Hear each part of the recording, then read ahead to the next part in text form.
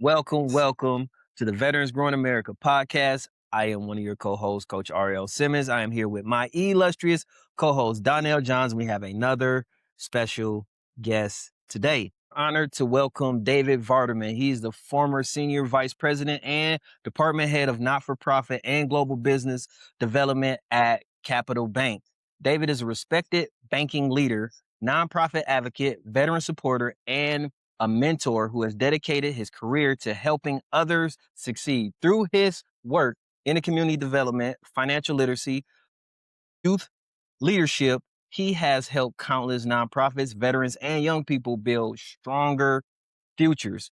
Recently retired from commercial banking, David is preparing to launch his own business in late 2026. Over the past 13 years, he has supported U.S. citizens, duty service members, and veterans facing major life-changing issues, including occupational transitions, PTSD, depression, recovery from traumatic injuries. So in his next chapter, David will focus on helping individuals strengthen three areas of well-being: spiritual, physical, and occupational esteem, with the goal of improving mental wellness and overall quality of life.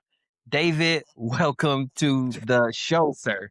Yeah, that was a great intro. Thank you so much. You knocked it out. So, I really appreciate Danielle letting me to come. It's so important to sometimes talk about things that are difficult, right?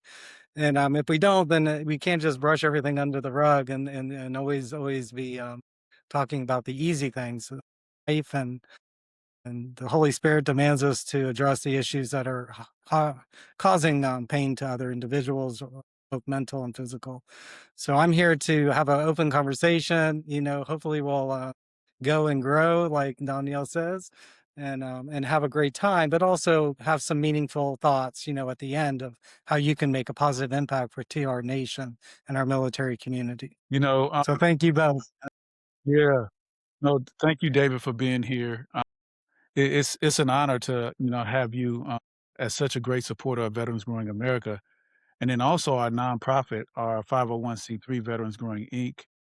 And tell me a little bit about what excites you about Veterans Growing and our occupational scholarship, as well as our suicide prevention initiatives, and how you see it helping with the complex issue about suicide prevention. Thank you for that question. I think it's great because I'm such a big supporter of yours and I believe in what you're doing, just like the state of Virginia does. I'm really, really supportive.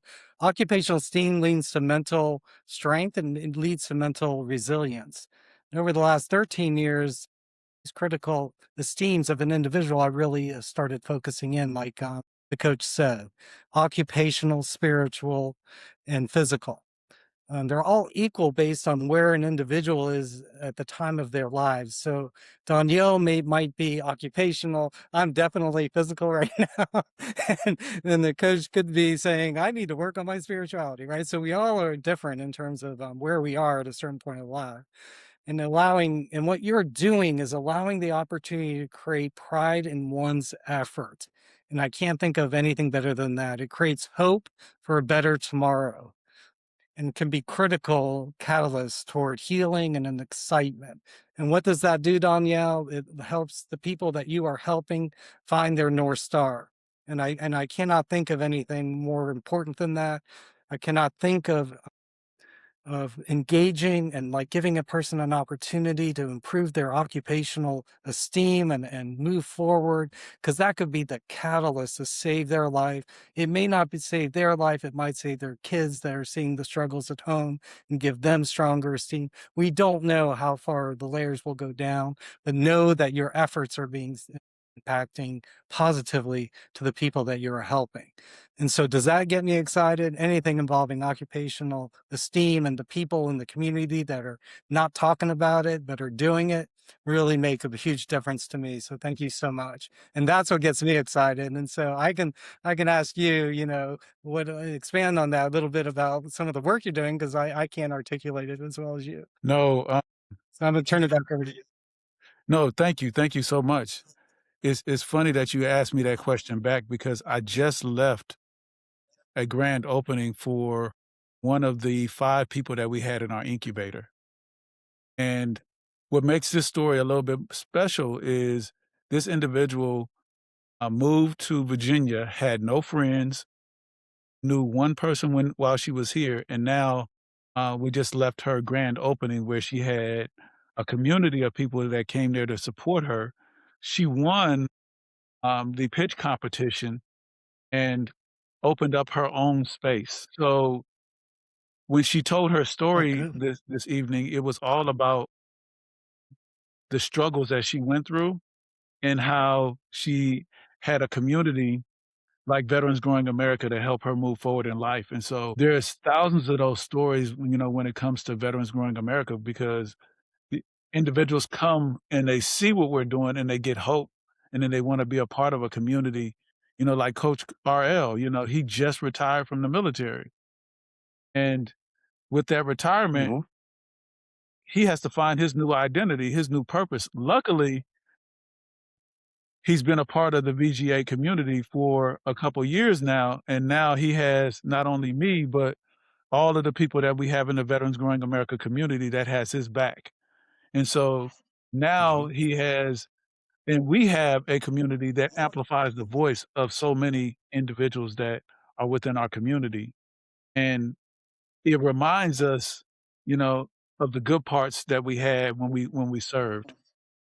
It Yeah. People always say, "I miss" the one part I miss about the, military is the camaraderie that we have. Well, we continue that camaraderie, but we also amplify it with our mission. So thank you for that question For sure. back, and thank you for amplifying the work that we do over the years and believing in, something that has never been seen before in the type of work that we do. So thank you, thank you, thank you so much.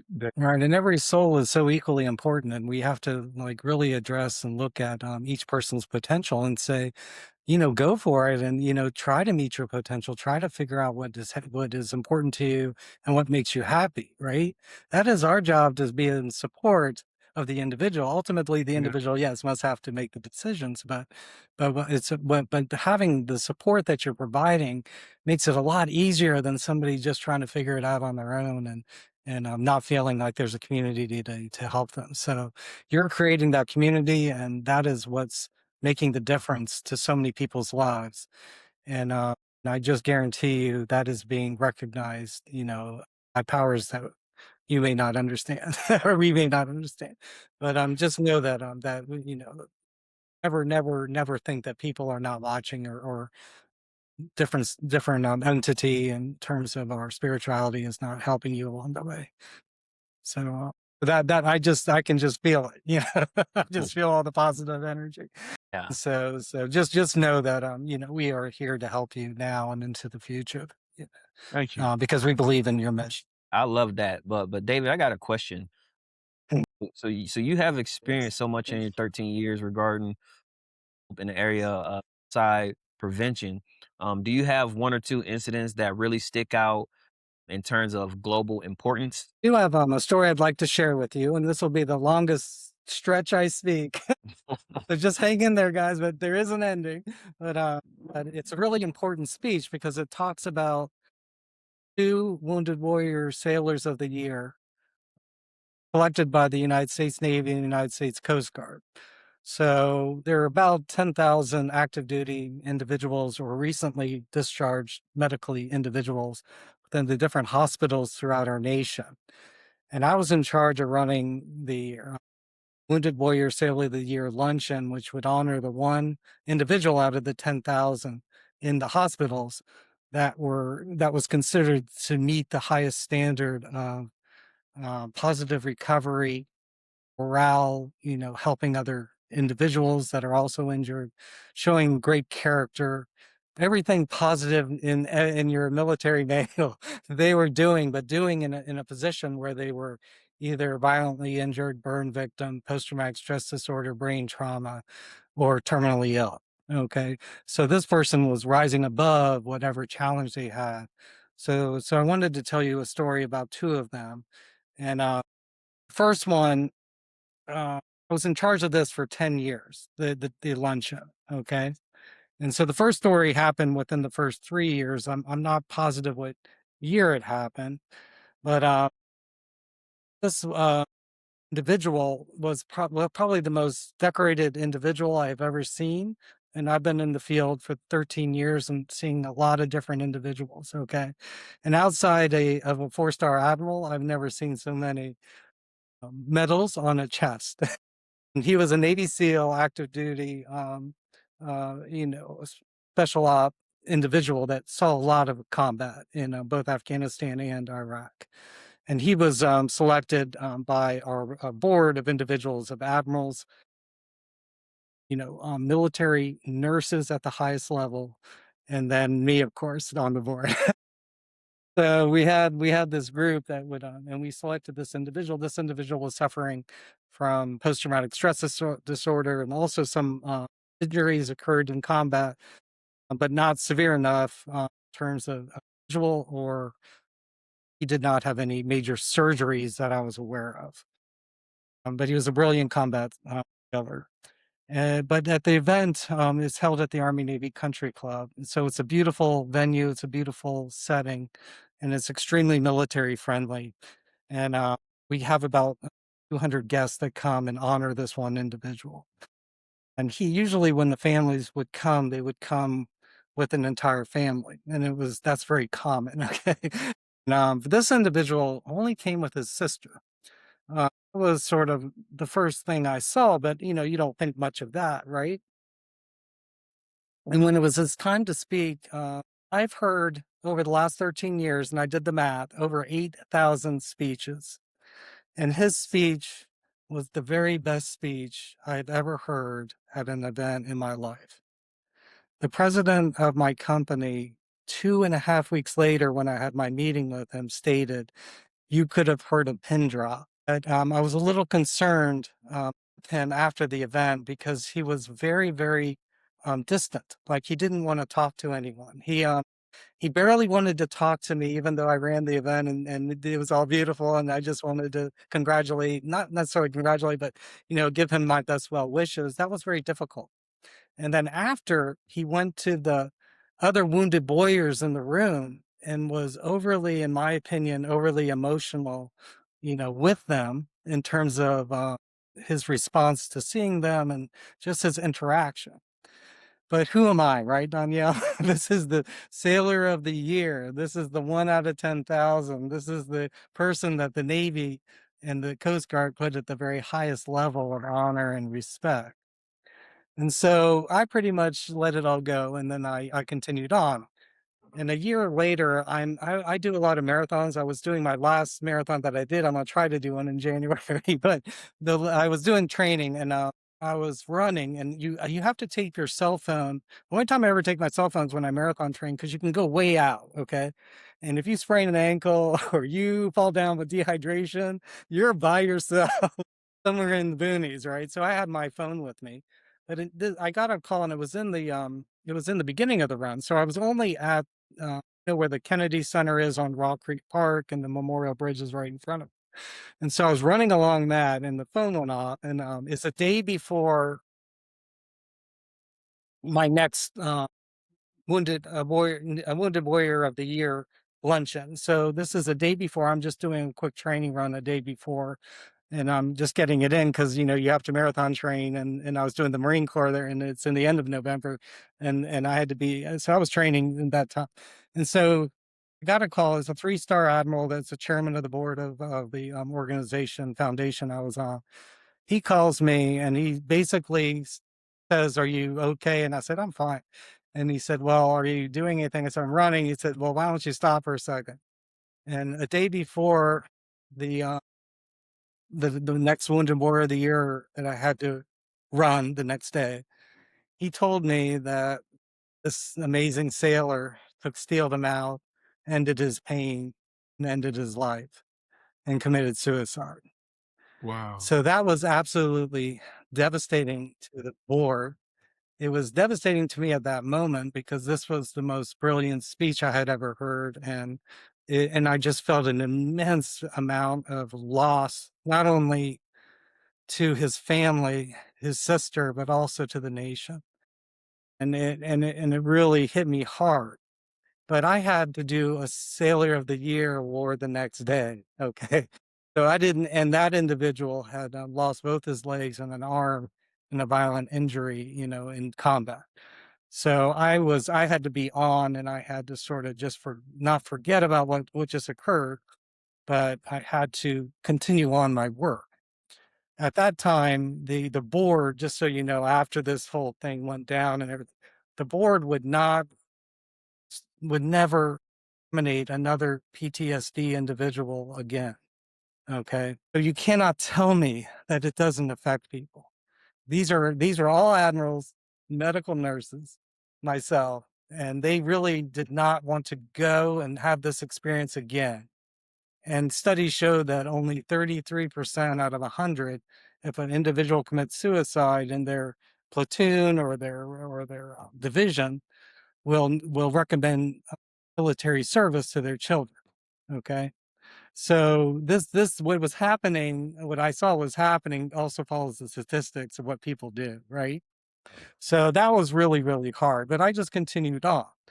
And I also was thinking, I had just spent many years with suicide. Do I really want to continue with this luncheon? Because, I don't want to experience this again because it would just be too hard.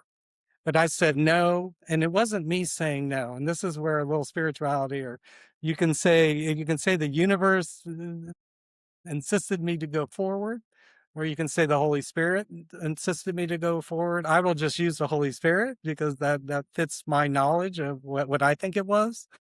Holy Spirit sort of intervened and said, "No, you have to continue on." And I didn't really understand why I had to continue on, but I was thinking it was because I made so much money at the event for the foundation to help injured that I had to continue doing that to fund them. Okay. So years went by and I continued doing the event. I continued helping the Warrior of the Year, Navy and or Coast Guard for another 6 years. And that led to another phone call the day of the Wounded Warrior of the Year event. And the Admiral called me, and I was used to bad news when he would call me. But he just told me, that the Wounded Warrior of the Year is a badly injured individual, and he needs to bring his service dog. That's the first time you're going to see a service dog at the event. Do you know? And of course, Danielle knows I helped 3 different service dog groups. So I knew, the whole deal with the service dog. So I was not. And so the individual came in. They were very quiet. They were very subdued. But they came in, and we recognized them and honored them just like we did every other Wounded Warrior of the Year. And Danielle knows I'm an absolute perfectionist, so I am just absolutely on top of these events and making sure that the Wounded Warrior feels great from start to finish. There was one moment that I will never forget with this individual. And remember, this is 6 years after the suicide. And when he was going up the stairs, he was struggling deeply each step. And you could have heard the national anthem playing, when he was going up those steps, because it will be something I will never forget, because he, in great pain, took each step and just made it to the top. And during that trip up the stage, the service dog was looking at him with great care and nervousness that he was in trouble. But he insisted on doing it himself, and it was just such a sight. The actual conversation and in his speech was very, very normal, and it was very, traditional of what you would expect a military individual to say. It was not emotional. It was just straightforward and very, very good. At the end of it, had a wonderful time. At the end of it, I invited people from all over the nation to come. He ironically do a couple of them. You know how small our world is, right? And so he was just having the time of his life. I was able to, really greet him afterwards, and he was very gracious, and his wife was very gracious. His children were wonderful. The dog was great. All the guests that I had brought in to support him were wonderful. So it was just a great event, right? So I felt wonderful. And he left and he thanked me, and it's like all the others except the one that committed suicide sort of had struggled. But he thanked me and said, he had a wonderful time. And there was a two-star admiral. I told you it was a group of admirals that run the place, right? So there was a two-star that was in charge of driving him to and from. And I'm close to that two-star as well as the three, but he was in charge of the drive, right? So he took him to the event and then he was responsible for taking him back. And so I walked them down to the car outside. If you know the area, you have to go down the elevator and then out, especially when you have injured individuals. And and wished them the best and thought, this was a great event and it's over. I had another Wounded Warrior of the Year the following year, and so we're going into year 10 now. Okay, and the two-star admiral, during before my final event, came to me and he told me that he wanted to have a private conversation with me. And he told me about what happened with that particular wounded warrior in the car rides. Okay. And in the car ride from the airport to the Army Navy Country Club, the Wounded Warrior of the Year, the one picked out of the 10,000, the one that was selected by the United States Navy and United States Coast Guard as the premium element of character, was talking to his wife, and the admiral, of course, and his wife are in the front seat, and he was complaining and talking that he wanted to commit suicide because he was in too much pain. He didn't know what to do, and he wanted to end his life because this is just too much of a burden for him to carry. So on his way to the event, he was stating, "I want to kill myself." And I'm sure that the wife had heard that numerous, numerous times. And for him to say that in front of the two-star and the wife of the two-star was pretty powerful to me, in terms of his commitment and his desperation at that time. But after the event, when they got back into the car, he said to the to his wife after they started driving, he first apologized to his wife and said, "I'm very sorry for all of the comments I made about suicide. And I promise from this point forward, I will never say I am going to commit suicide another day of my life." His wife burst out in tears. The admiral and his wife burst out in tears.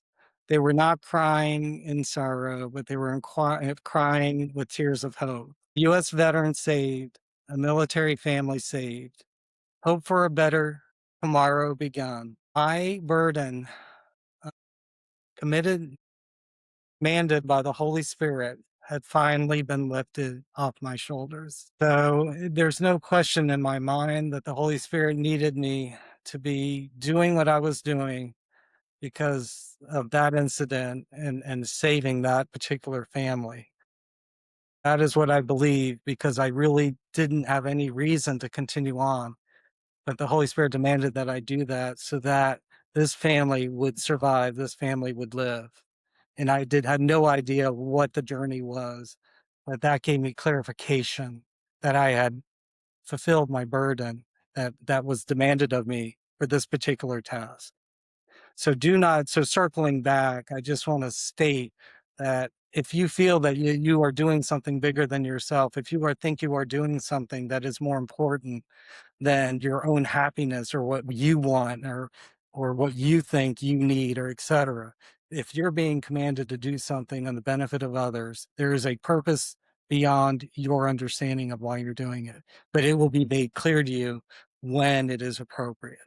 And so it was appropriate at that moment that I learned this and this story, this amazing story of pain and then redemption.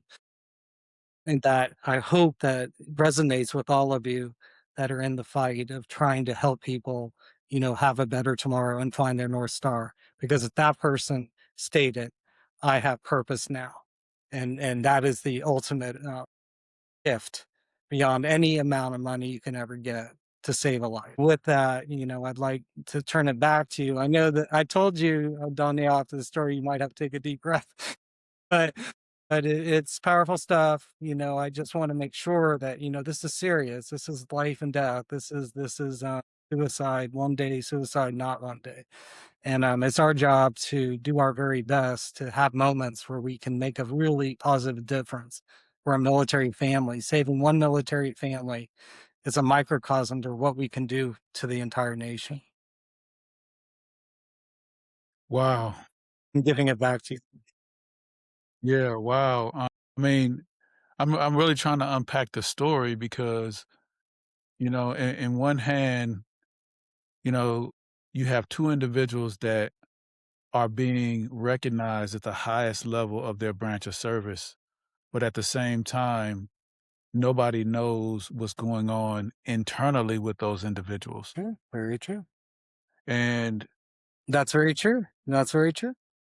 it's you can be, at the highest high and still be at the lowest low. And at the same time, you said something that was really powerful is that you recognized something going on with that individual, but you didn't know what to do at that moment. But It was, yeah, it was but you recognized that he wasn't right.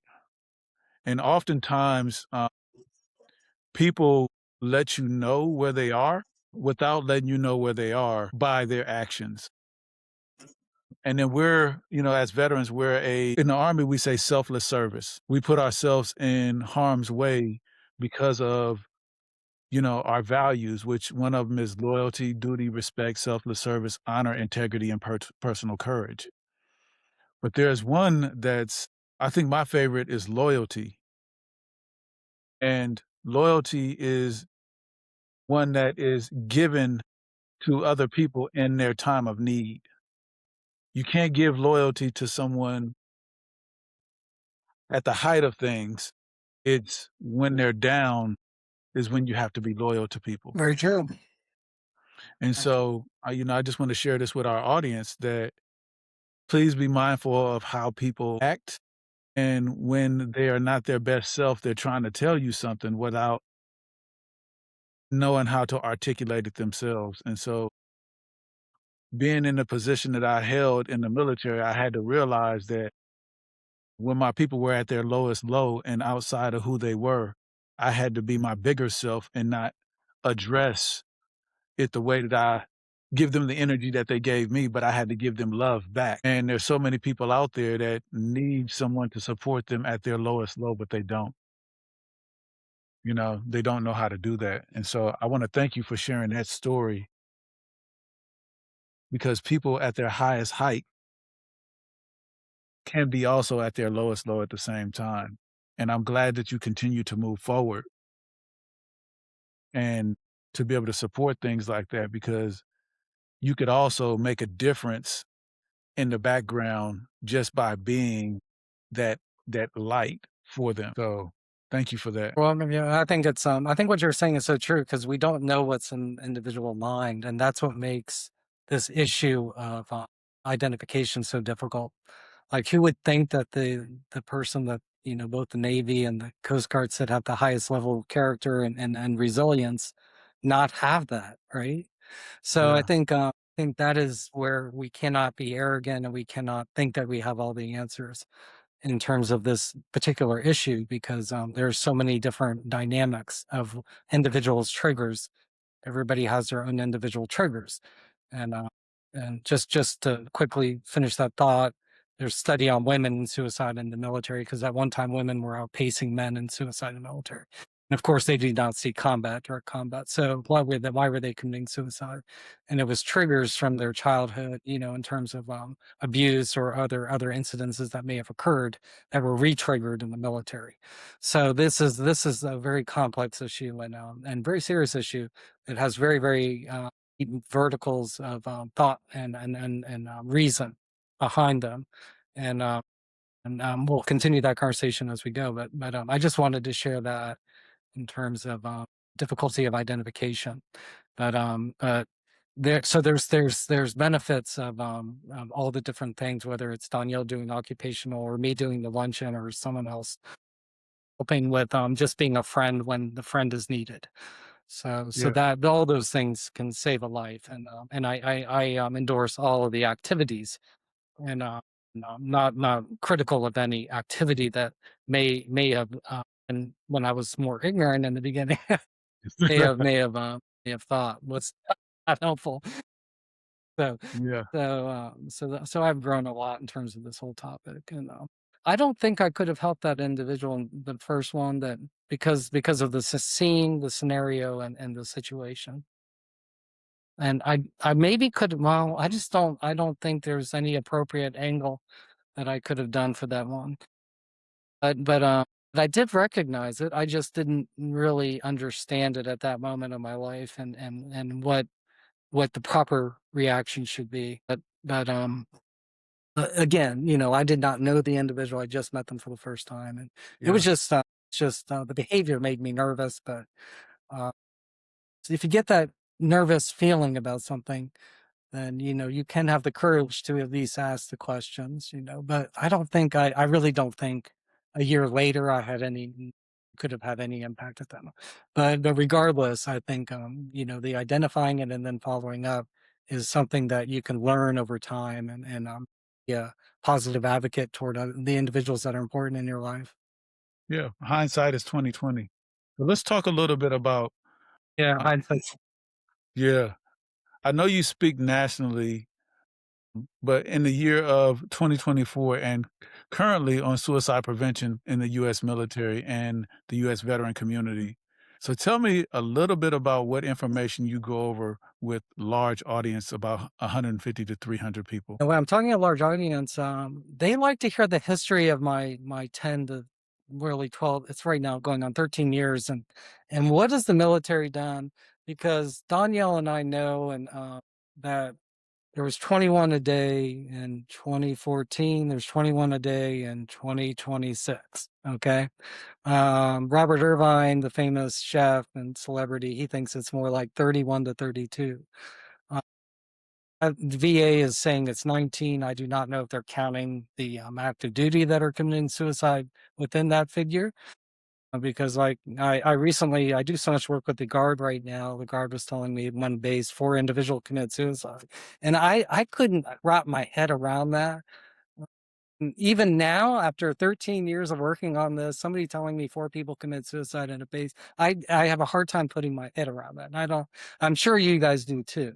So what I basically start in is I tell them what have we done over the years, okay? And I'll really quickly go over like a time frame.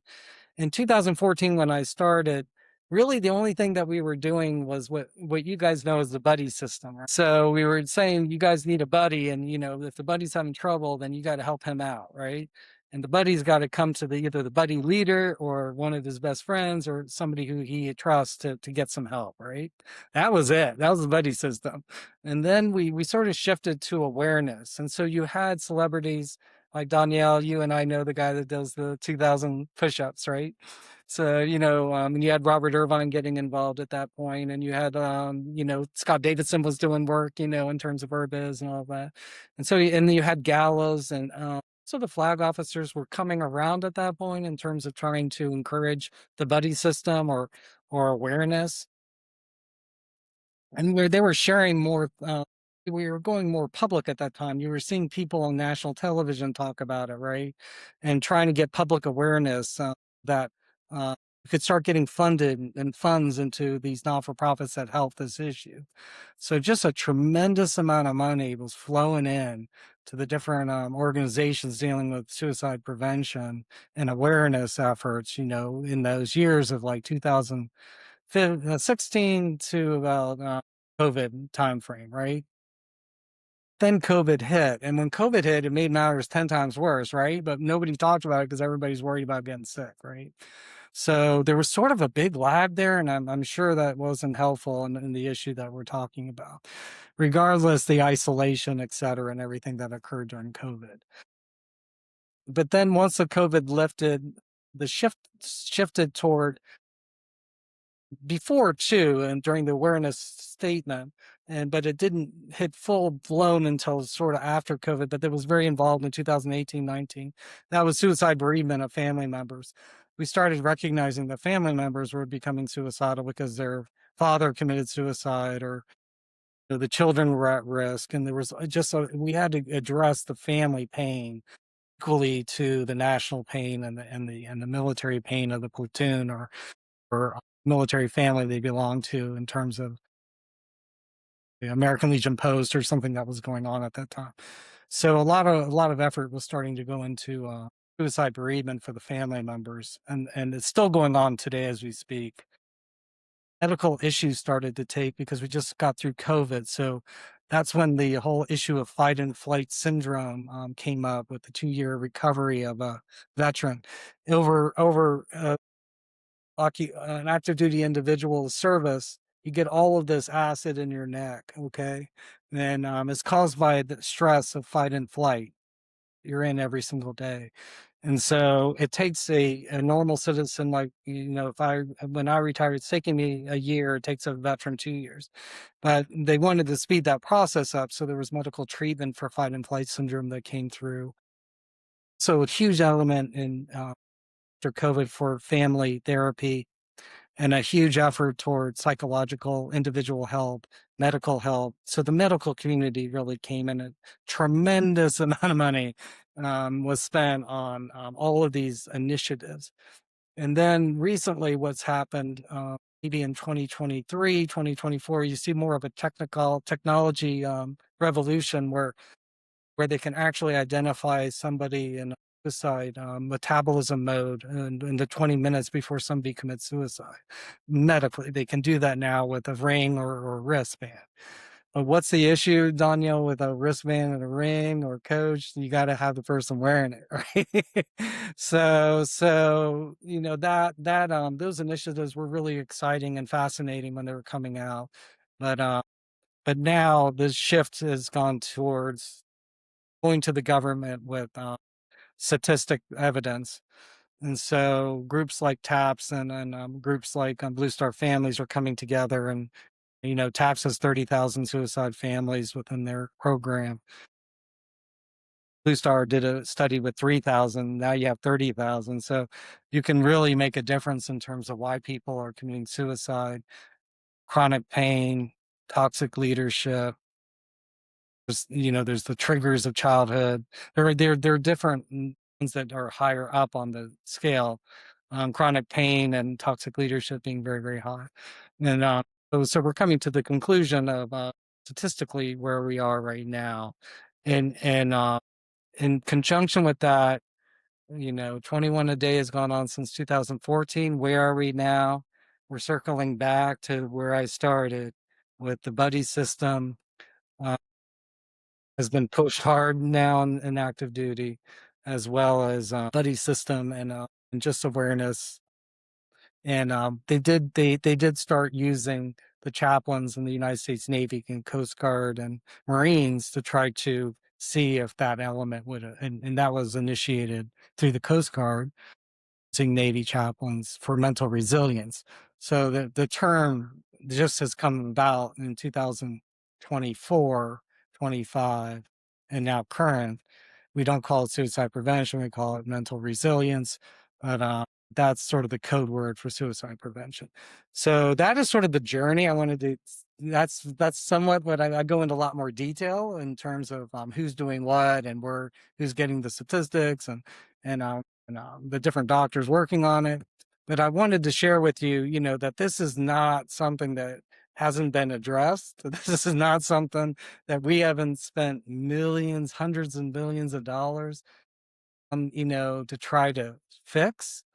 And so that's where my recent belief in terms of my mission going forward is best suited.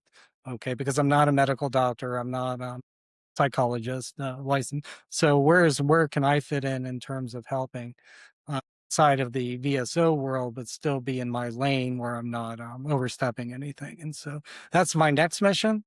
But I do think it's important to know, and it's important for the public to know that it's not like it's 21 a day and everybody isn't trying every single thing they can possibly think to try to help.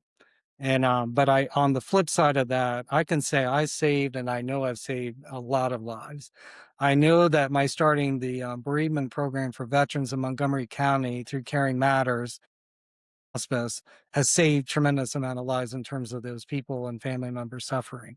So I know that I've made a difference, and I think the people who are in the fight are making equal difference. I'm just a microcosm of all the macro that all the great work that's doing throughout the nation.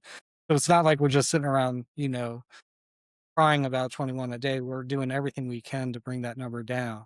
But it is complex, it is difficult, and everyone is an individual spirit with their own triggers and own issues that they need to battle through.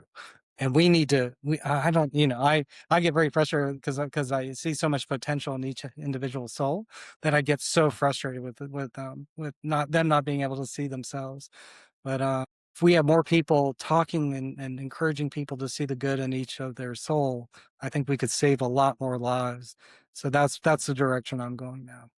I hope that answers the question. That does answer the I question, think it. and I wanna just give a little insight on my journey, right? Mhm. I served 26 years in the United States Army.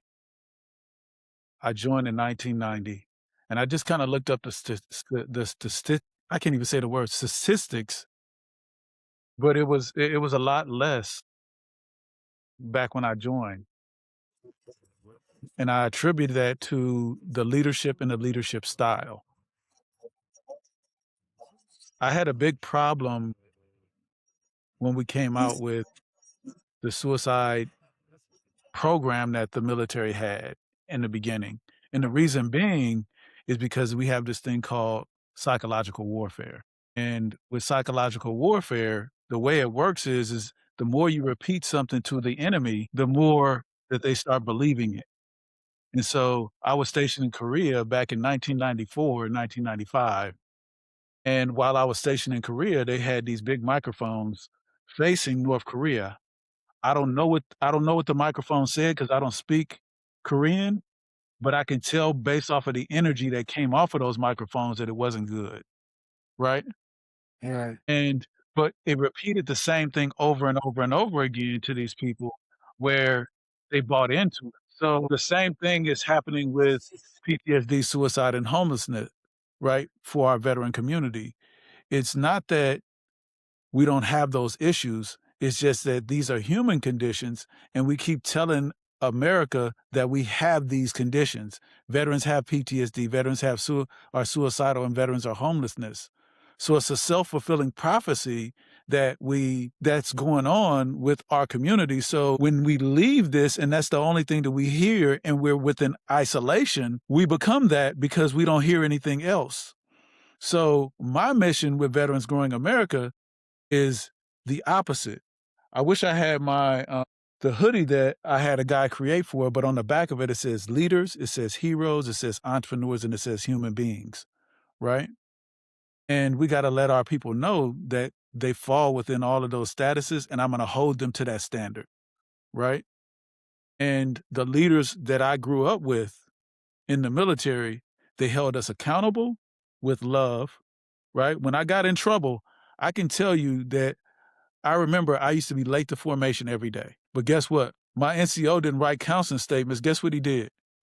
He came to my room and knocked on my door and made sure that I was up, right? And then at the same time, what he did was after he knocked on the door, he made me do some stupid stuff when I got to work, right? I probably had to guard the office or something crazy. But at the same time, it was done with love. Where in today's military, the NCO is not coming to your door and knocking on your door and making sure that you made it to formation.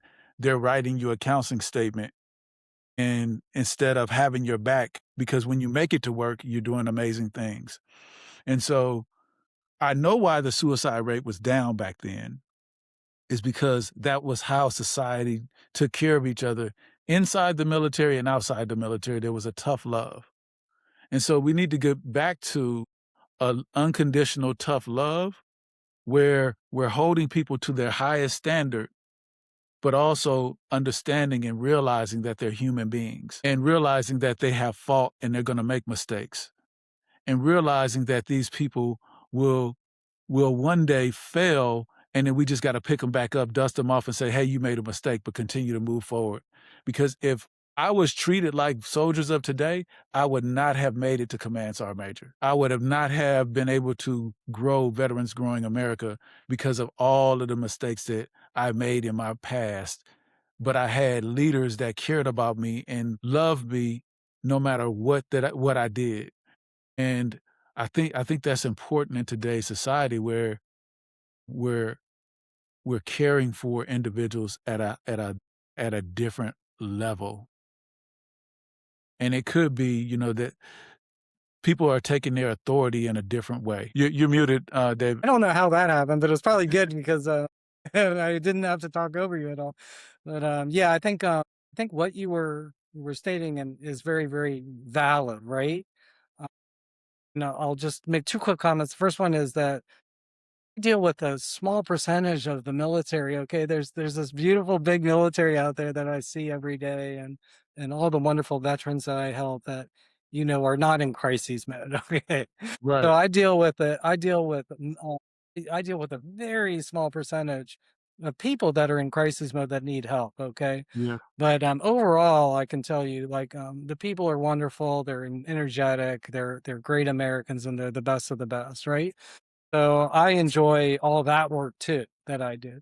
But do deal with the people that are struggling. And like you were saying, in terms of what happened in the past when we were in Korea and what happened recently, I may be going to Korea. I don't know what the whole Iran conflict and the flighting of all the way to Korea and all that, but we're gonna do a service dog at the base, and it's because an 18-year-old committed suicide uh, due to toxic leadership and bullying. Bullying is another big one. Mhm. And all this young man did, and I've seen the pictures of him. It's just absolutely tragic. When he was growing up, he had like his army shirts on, and he was, go army. He gets in the army. He's 18 years old. He goes and he's assigned to drive a vehicle he probably doesn't know really well at this time, and on some sort of fender bender over there in Korea, and he was harassed and bullied so much because he got an offender banner by both his sergeant and the platoon that when the sergeant came to him and said, "We would all be better off if you were dead," that was his trigger. And, he committed suicide the next day. So devastated the platoon, but the damage was already done. So we're flying out there and taking a service dog to the base, right? That's been requested. That we do that. Mm. But you're talking about toxic leadership and how people are being treated. And I want to conclude that statement. When I do go to the guard and I do speeches like I just did for you, people come up to me and they tell me their sergeant told them that we would all be better off if you jumped off the bridge, or the same type of language. And it worries me that that language is cultural and not one-offs. And so Right. this type of toxic leadership and bullying, killing people because you're hitting the trigger that can cause them to commit suicide. So I think people need to think twice about their behavior and how it will impact, because we know that, again, where everyone is being watched in some element and some power, and you don't want that on your list of do's and don'ts terms of your behavior. So this has to be stressed a lot more than what is being done Indeed. currently. Because I don't, when I had multiple people coming up to me and saying the same thing said to that, that makes me worry.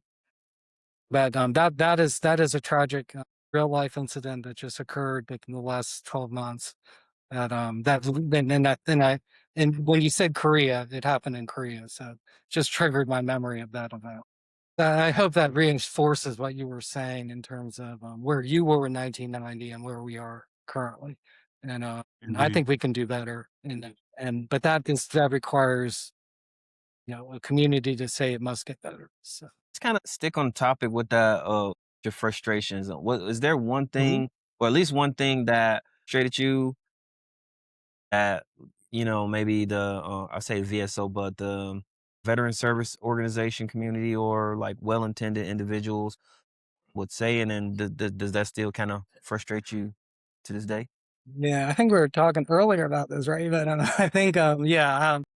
The one thing that frustrates me the most is somebody coming up to me and saying, "I have the solution to stop military suicide." Can't tell you how many times people have come up to me and said, "I know," and in the past, I had seen, I've seen like the story I told, I've seen multiple stories like that, okay, and I've seen like and I've dealt with all the bereavement of the family. I know like this isn't slowing down at all. And Mhm. somebody coming up to me and saying, "I have the," this has happened multiple times, and I would just say after in the past, okay, when this occurred, I would say, a lot of people have been working really hard on this. And we don't really know the solution. And you're talking about Frank Larkin, Bonnie Carroll, Robert Irvine, to name just a few. Okay. Mhm. And not to mention all the 4 stars that, this irritated them, and took action. Right. So that's what I was trying to tell you, be careful because you might insult some one of these people that have been working on this, for decades. Right. But, now I'm just seeing it, I take a deep breath and, I just basically think that, like I stated in the beginning, I think everybody has an opportunity with their actions to make a difference to someone in their journey in a positive manner. And, I will never get in the way of that now. So, it's more power to you type Mhm. of attitude now rather than an attitude of toward, caution because I basically didn't want them to feel like I did with all the hard work and the number never going anywhere. So I just, now I'm like really, I try to encourage positive behavior, any kind of impact, because it's a macro effort, I think, not a micro effort in terms of what needs to be done. And their micro effort could save many lives. And I want them to engage and do the very best they can to do that. I just recently talked to one person. He's doing a occupational transition, but it's very specialized with people who work in the submarines, right? And so they're a little bit easier to get a job but he's trying to build a program. And he's very confident in the program. I didn't say anything but any positive, reinforcement. Just keep doing it. Just keep getting more people jobs. Keep working hard, and because he might save somebody's life who's struggling, for employment or struggling toward their next step or purpose and self esteem. And so the 3 self-esteems are so important. Physical fitness, I just wanna quickly just state, statistics on physical fitness. When a veteran, retires, 75% are either overweight or obese, and then, year later, they're not only only 30%, are happy. I'm sorry, only 20%, very small percentage, I don't remember, it's less than 40, it's in the 30s or 20s. I'm sorry, it's only 10% of people are happy with their transition experience, right? So 1 out of 10. And then, same percentage are either obese or overweight after 1 year. So you have a problem of physical fitness and physical esteem as well, and that can lead down a dark path as well. But right, we're talking more about occupational esteem today, but, I just wanna let you know that the 3 are critical towards somebody's mental and well-being, in terms of what is important to them. Somebody saying they can solve everything, with a magic pill is it was the thing that bothered me. But now it really, I'm just like, go for it. Do the very best you can because you might save some lives that are really important. So that's where I've changed my whole outlook and how I address people in terms of my experience level. So it's sort of matured, I think. You know. Story that happened, at VGA. We have, we used to have a guy that used to come to our store. He never served in the military, but every time he came to the store, he would walk in, he'd be like, "Hey, you got people in there?" I'm like, "Yeah, they're inside." And he would walk to everybody's table and he would say, "I know what you made." And they'd be like, "What?" And he would say, "A difference." And he would go, "I know what you make. I know what you make." And he would tell them they made a difference. Well, anyway, there was a lady that used to stand outside the store with him every time he stopped. And, one day she had came to me and I was like I asked where he was, and she had told me, that he was so sad that he walked in front of a train and committed suicide. Shows you a kind word is powerful, right? For sure. Yes. You know, like And just saying something positive. Like I'm so tired of all the negativity I see in the world, but but saying something positive is just as easy as saying something horrible. You know, yeah, so I don't see any purpose of side of self protection, maybe of having to be negative towards someone. What he said and what was shocking was he said something positive, right? yeah. And they weren't ready for that. They and so it's just a great moment, for him in his life. And I have no explanation of why this individual committed suicide, right? Me neither. And Me and neither. and I don't think anyone probably, saw it coming. And so that's why when I told you what frustrated me, I have the solution to suicide, because everybody's triggers are different in their life, and what they go through is different and unique to them. And so those triggers are all different for each individual. And we don't know what those could be. Some people are absolutely fine being, whatever weight they are, right? So physical esteem means nothing, right? But they might be very heavily triggered with spiritual or occupational, right? So there was one time where occupational esteem was everything to me, because I did not want to be employed and be struggling financially, right? So I just refused to ever fail in my job because I was so worried about that, right? If I could go back, I wouldn't have taken it so seriously. But you said hindsight is 50-50, right? So I try to encourage people to go where their heart tells them to go and build from there. Because if I did that, I would, then maybe the global impact would have been stronger. But I don't think I would. I think I would be in the same place right now, right? But we all have to find our way, like I was telling the coach, and not to be hard on ourselves while we find that way, because every human being has to find their way. And even if you're in a loving, supporting family environment, doesn't mean that you don't have your own individual struggles and your own sense of pride, that or esteem is a better word than pride, of what you want to accomplish. So what I see is people go down dark paths of one of the three esteems, and it snowballs to another esteem. Somebody sitting on the couch all day will go from being in great shape to non-shape. He won't want to go to work, and then he's spiritually down on himself and thinks that everybody has forsaken him, right? So I think it's just it's a really hard thing to transition from anything, but also being not being hard on yourself in the military can be very hard because of what we were saying in terms of disciplinary action and things, where somebody feels their career is over because they're being disciplined, over disciplined, or they Right. think this is the end, right? I'm a failure of a soldier.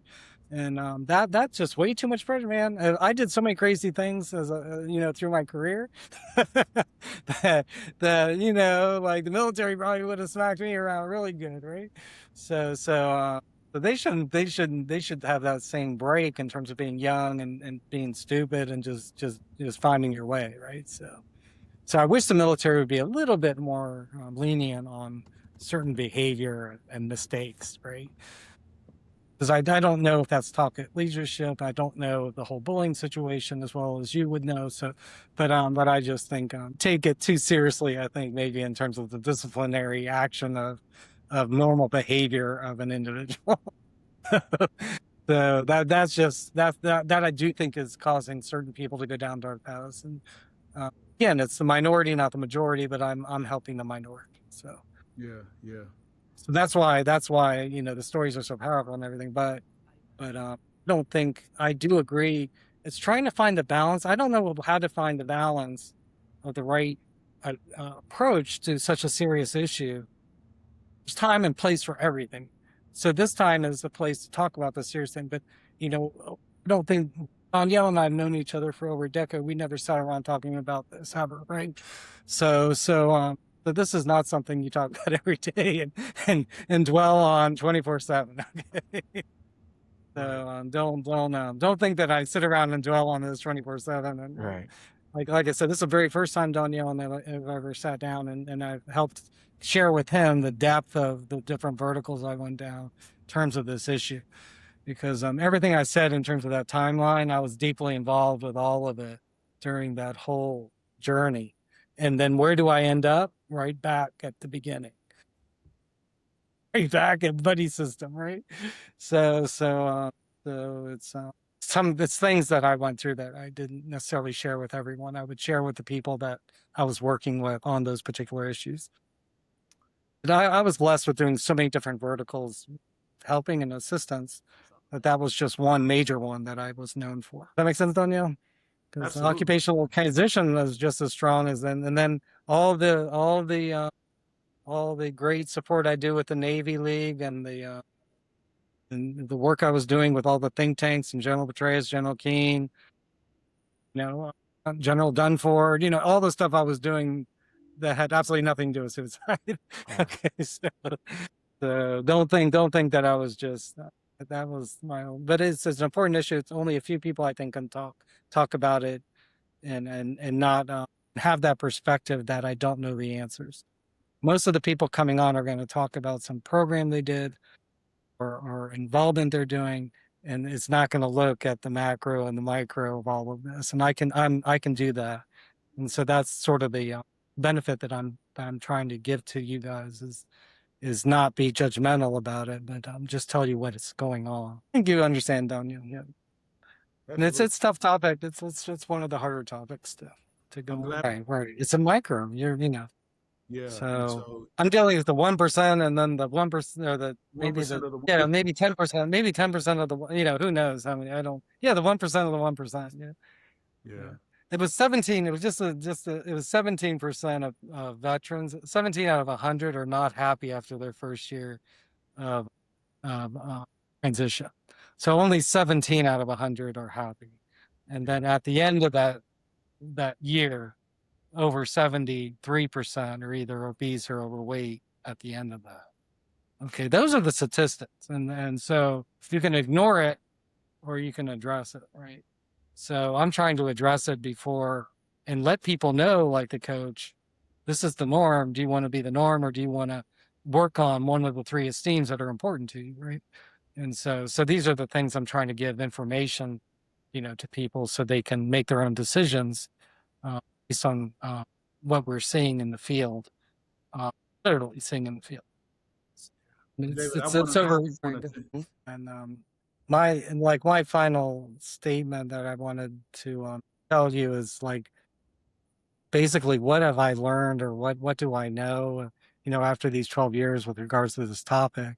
And I really dedicate a statement to those in the fight for a better tomorrow. I also help those like yourself and the coach that are helping people find their North Star, from a point of difficulty, right? And one thing I've learned is I know so much and I know so little through this whole 12 years. But I can tell you, that good deeds are being watched and or guided by powers we may not understand. But it's critical to the well-being of yourself or someone you may never know or someone you may help one day. You never know your impact, but I guarantee and have complete faith you will and shall be recognized. And one day you will know and be shown what all the great things that you did. So stay in, help people, be a guide, be somebody that people can look up to so they have confidence, to find their North Star and go and find their way to their own definition of happiness, which is the American dream. So this is what I can do for what I hope, comes about with Veterans Growing America and Veterans Growing, and how you'll continue to grow and develop and help so many lives throughout, not only now, but in decades to come. So that's my final statement. I hope it meets your expectations. And, I'm just grateful to have the opportunity to be with Danielle and the coach today and learn so much and share what I know. So thank you so much. I definitely appreciate you, man. Before we get out of here, can we get some socials? How can people get a hold of you? I'm on LinkedIn. So anybody who has access to LinkedIn can feel free to link and just make a comment saying they saw me on the show and they'd like to link in with me. would be the best way, I think. I'm in the process of, creating my own business. So I don't know how much longer I'm going to have my current phone number because it was a national phone number used throughout the nation, and I have all sorts of calls that come in there. So, but I think LinkedIn would be the best way, and that's the professional social media platform that we all use and can communicate and get to know and be able to help each other, when needed. And I do get a lot of needs from veterans, especially starting not-for-profits. They're also starting their businesses. I have a lot of questions that I can answer and helped, hundreds of individuals find their way in terms of them starting their not-for-profit, and Danielle being one. So I'm here to help, and like I said, every single activity, every single thing you do in a veteran service organization to help community could save a life. Whether even food distribution, I'm a big fan of that. Might feed a soul for a day that gets them to tomorrow. So everything is interconnected in terms of the efforts to better our community. But truly, truly appreciate you for coming on. Truly appreciate you for sharing the stories. Definitely, truly, thank you for creating the impact across the show. That being said, we are over and out. All right, thank you.